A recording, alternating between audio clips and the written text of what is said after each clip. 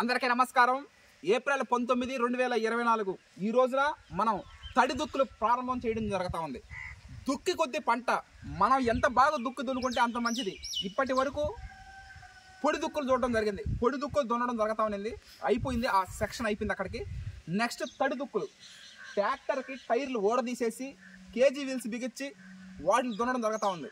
ఇది అయిపోయిన తర్వాత వచ్చే వారంలో సివిఆర్ పద్ధతిలో వరి సాగు KNM 1638 Konaram agriculture research station ARS వాళ్ళు రూపొందించినటువంటి KNM 1638 అనే వరి రకం మనం సివిఆర్ పద్ధతిలో వరి సాగు చేయడం జరుగుతూ ఉంది. 4 నెలల ప్రయాణం కొనసాగద్ది.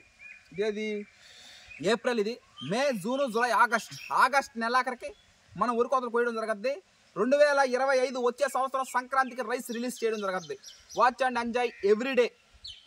120 days paddy growing in CVR method farming begins from next week onwards. Thank you all.